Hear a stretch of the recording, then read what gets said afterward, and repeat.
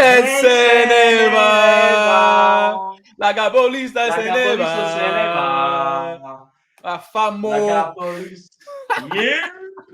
You make. All right, what's going on, Happy Nation? Welcome back to episode 16. We are fresh off a dub in Turin against Juventus. We just won 1-0 thanks to Giacomo Raspadori's clutch goal in stoppage time.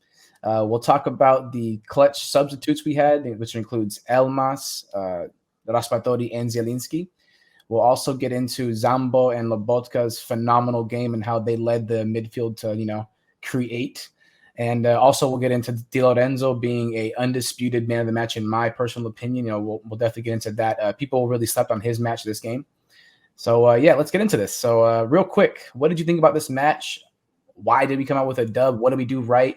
Did you see anything that we did wrong? What can we work on for next match? I understand it's basically the season's over. We won the Scudetto, but we can always improve and talk about anything. So, what did you see from this match?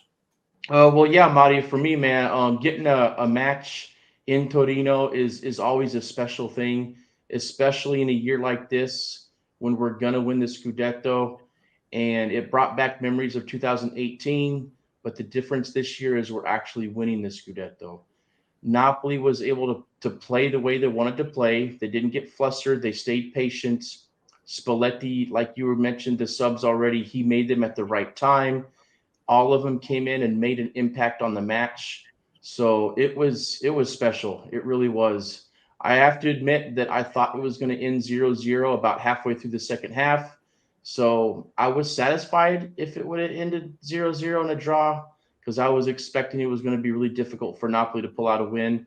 But man, what a feeling. I mean, that was just amazing seeing them able to win it at the end like that, man.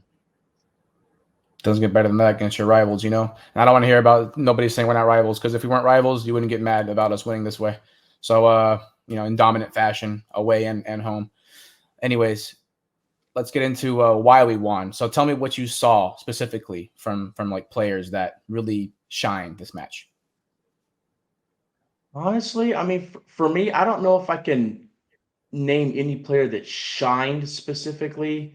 They all played well. Nobody played really, really bad.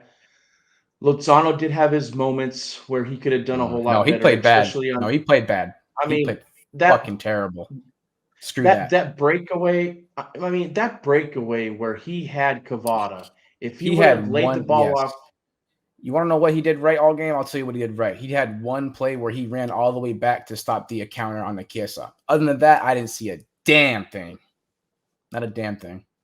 yeah. I mean, it's hard to be super negative about this match, right? But That's the only negative Lozano part just about it. is. Yeah, and Lozano just in general for this season for me has just been too inconsistent.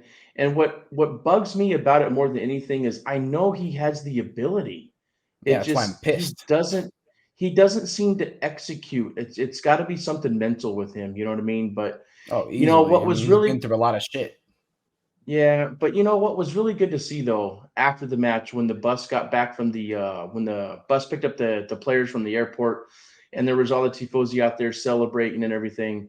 I really liked to see the chanting that they were chanting for Lozano. That made me feel good because they were behind him still, even though he didn't have a really good match and he's had a sort of a love-hate relationship with the tifosi. So that was nice to see that he actually was able to enjoy the celebration just like all the other players. So I was happy to Yeah. see that. I really was.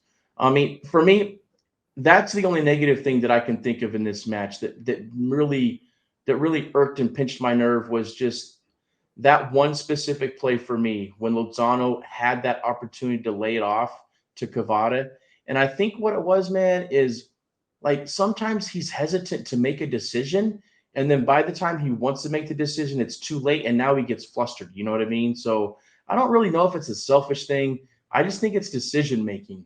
Some of his decision making in and around goal doesn't seem to be always on point. So yeah, that's the only negative thing I saw from this match. And you know, I mean, you got to talk about the refs a little bit, right?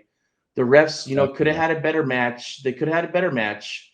I wouldn't say they had a terrible match in general, but man, the VAR, how do they not go to VAR and review that play when Gotti decked who was it? He decked Cavada, right? I mean, even the look on his face, he knew exactly what he was doing.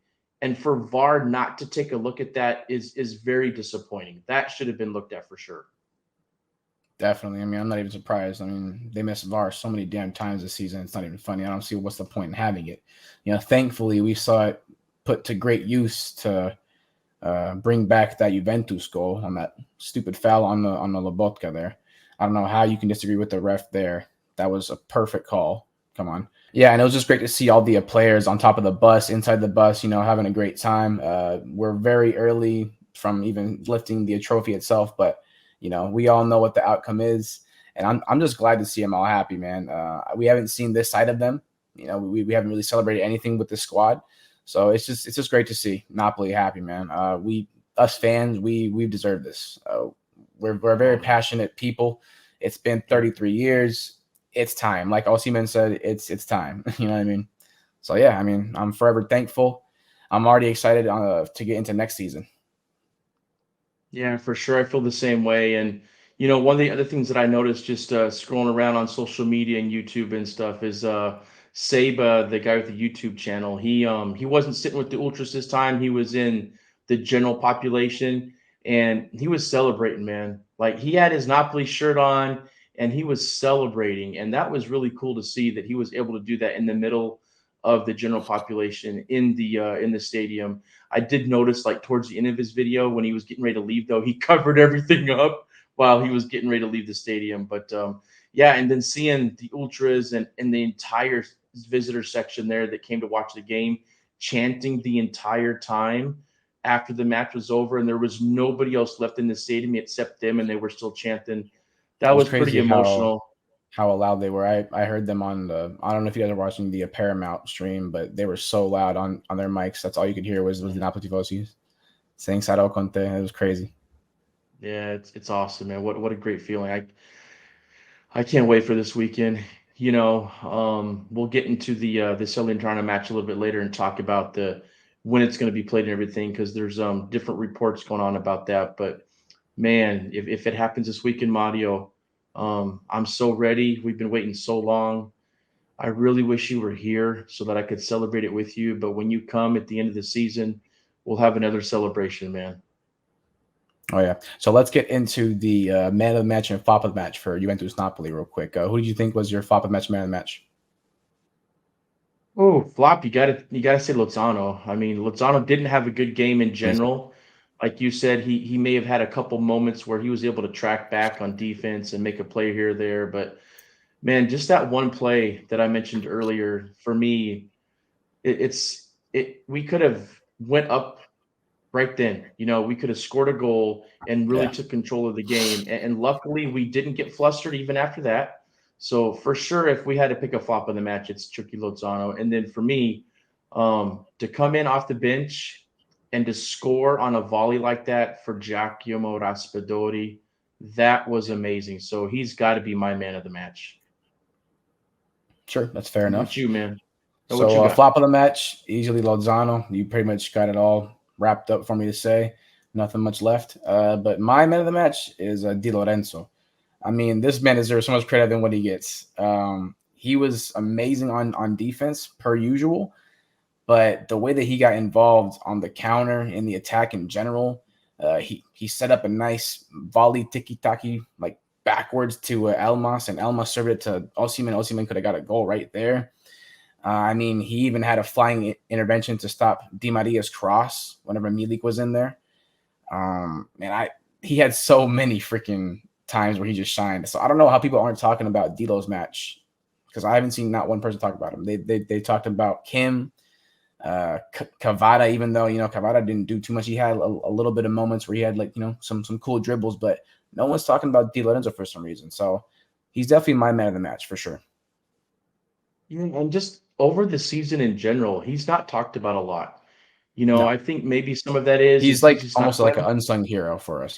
Yeah. I mean, he's not flamboyant.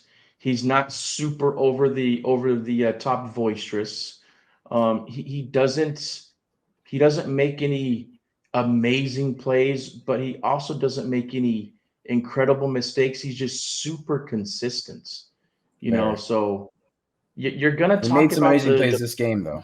Just people aren't seeing, I guess. But I don't know. Well, yeah, they're not. When I say amazing plays, I'm talking about like crazy goals or crazy dribbles or Oh, yeah. the things that we see Victor and Cavada do, and then people are going to talk about Kim because Kim is the best defensive player in Serie A. Oh, Like yeah. there's no question if he doesn't win that award, Defensive Player of the Year, I then just that's I just just mean rigged. this.